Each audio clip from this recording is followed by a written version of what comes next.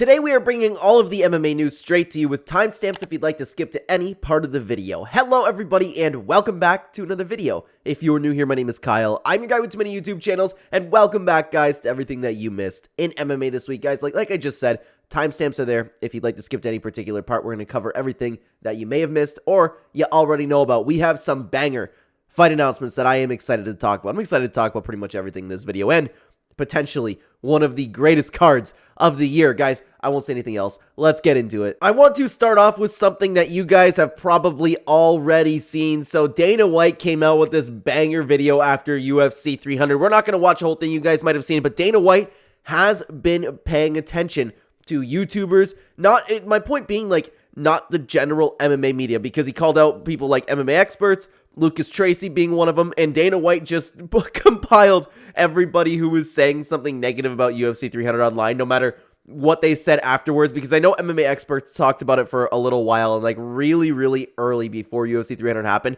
he uploaded a video saying, UFC 300 is going to be a disaster. And of course, like, as the card got built, most people ended up changing their minds, but it's just hilarious that Dana White is actually, like, paying attention to YouTubers, and honestly, I think it'd be a feather in the cap for a lot of these people, to be honest with you. My goal one day is to get noticed by the mainstream UFC audience. Next up, there was a little bit of news this week. So Paul Hughes, who is probably the hottest prospect in Cage Warriors right now, I'm not overly familiar with him, to be honest with you. I only follow Cage Warriors just a little bit. I follow a lot of promotions over here in the West, but it doesn't really matter. So Paul Hughes ended up leaving Cage Warriors, and he was teasing this week that he's going to sign with a new promotion, and that promotion ended up being the PFL. So the PFL just gained one of the hottest prospects, especially from anywhere around Cage Warriors, to be honest with you. And there's been some really good people coming out of Cage Warriors. Like, there's some good fighters over there, so I'm excited to see what he does in the PFL, but at the end of the day, PFL doesn't necessarily have the greatest talent compared to other organizations. But speaking about great talent, Sean O'Malley. Sean O'Malley has opened up the idea of having a superstar crossover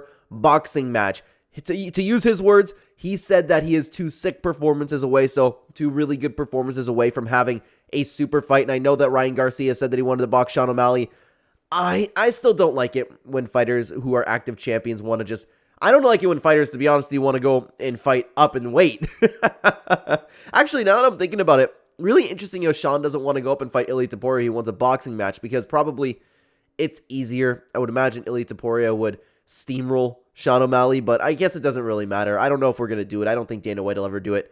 I don't know if... Man, you'd have to really get into being a Conor-level superstar before you start talking about going over and boxing. I just can't see Dana White doing that. Next up, not a ton to talk about with this one. Jon Jones is officially back to training. He had his first day of training this week. He's ready to fight Stipe Miocic. He's still replying to fans saying that, oh, what? So I shouldn't give Stipe a shot? What are you talking about? Like, it's just funny to me. But Jon Jones is back to training. Now, guys, I know that I have primarily a UFC audience on this channel, but if you don't know, if you've been watching the channel for a long time, One Championship actually is my favorite organization. There's just never nearly enough to talk about when it comes to One Championship compared to UFC. But I want to bring you over to their Twitter page because they officially announced 168 in Denver. And unfortunately, it is at September 6th, and I didn't even bring it up. I'm so sorry. I'm still getting used to these new buttons, guys.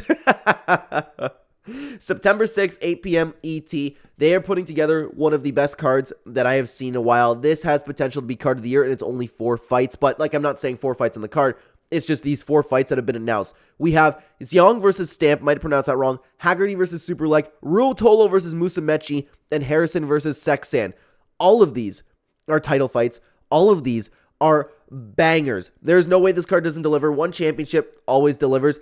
I am particularly excited for Ruotolo versus Musumeci. Now, a lot of people are counting out Ruotolo because Musumeci seems to be kind of like one of the faces of one, especially like I'm talking over here in the West, which you usually hear people talk about who don't usually watch One Championship because after his whole bullying thing, he kind of went viral. But Musumeci is going up in weight. I don't know how much he walks around at, but I've been talking about the Ruotolo brothers for a very long time. I actually think that Cade is going to steamroll Mikey Musumeci. But regardless, Haggerty versus Superlek, Stamp Vertex is always a blast to watch. One Championship's always different with their WMMA divisions because they have incredible talent compared to the UFC. And we also have Harrison versus Sexan. Amazing title fights. I actually can't wait for this card. I got so excited when I saw this announced, but And then it found out it's at September 6th. So we have a little bit to wait there. Regardless, I am excited for this one championship card. Even if you don't watch UFC, or if you don't watch one championship and just watch UFC, this one is one you need to tune into. Now, Ronda Rousey has been back in the news. Ronda Rousey is yapping yet again. I want to bring you over to a page from MMAUncensored.com because Ronda Rousey ended up having an interview, and she talked a lot about, again, like, oh my god, it was a bad mouthpiece. I think that actually says something down there regardless. That's not what I wanted to talk about. Yeah, Ronda Rousey says she lost to Holly Holm because of a bad mouthpiece and falling down the stairs. Like, I don't get how you can be this salty about your loss. It's one of the worst. And she's also been talking about how, oh, nobody respects you after a loss. Nobody's respected me. Everybody's like, oh my god. It's like, nobody respects you because of the way you handled a loss. You remember the way Dominic Cruz took a loss that night? Take notes. But then Dominic Cruz went on to, not take losses so well. But anyways, this is what I wanted to show you. It was disappointing to see how happily everyone turned on me and how people like Joe Rogan, who were crying in the ring of the honor and out of the honor to call my fights, people I considered friends in the media, so quickly turned on me. MMA media hates me, but it's fine. Not a single person has called me or anything like that. They've all just doubled down and said I'm making excuses or lying or blowing things out of proportion or not giving credit where it's due, Rousey said.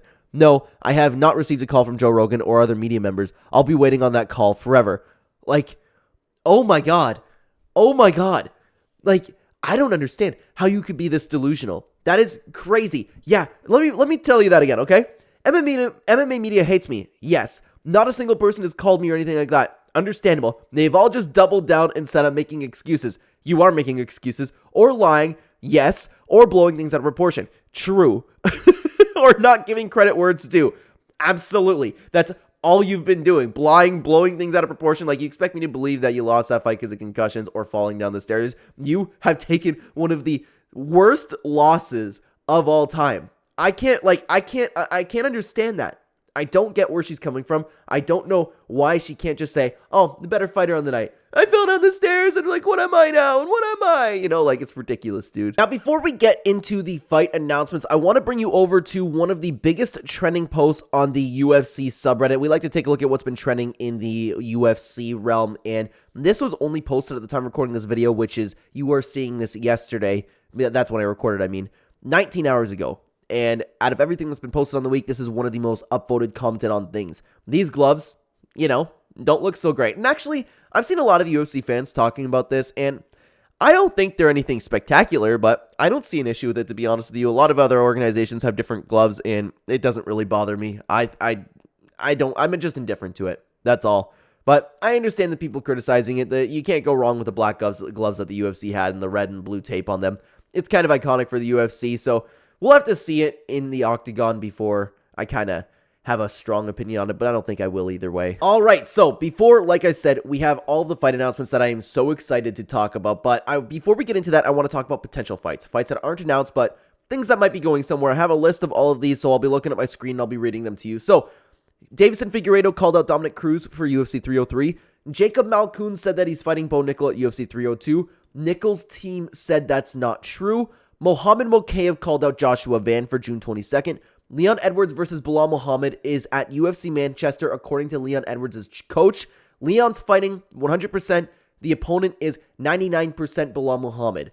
Now, Matt Frivola has also called out Paddy Pimblett. Aljamain Sterling wants to fight Brian Ortega. And Ian Gary said that he may be the featured bout on the Conor McGregor card. I hope that's Colby Covington, but honestly, most of those things that were kind of called out, I would be down to see. And for the actually announced fights, I will read these off to you as well. We have Antang Helly versus Clayton Rodriguez on May 18th. Jamal Hill versus Khalil Roundtree Jr. at UFC 303. That is an absolute banger. Jamal Hill already back. Asu Almabea versus Jose Johnson on June 15th. Gabriel Bonfim back, taking on Angelusa on July 13th. Loic Razdabov versus Trey Ogden on July 20th. Mike Malott versus Gilbert Urbina on July 13th. Mayra Bueno Silva versus Macy Chiasson on June 29th. Andrew Ali versus Montel De La Rosa on June 8th. Nathaniel Wood versus Daniel Pineda July 27th. And Joaquin Buckley versus Nurulsun Ruziboev May 11th. All of these are bangers. Not all of them.